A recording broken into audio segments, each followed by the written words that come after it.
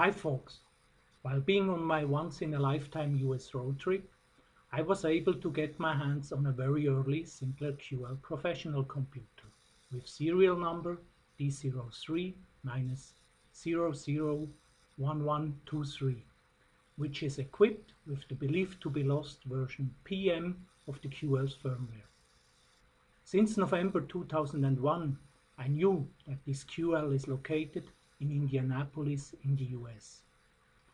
I took my notebook computer and EPROM programmer with me on my journey to preserve this QL's firmware. In the end, it all took just about 30 minutes.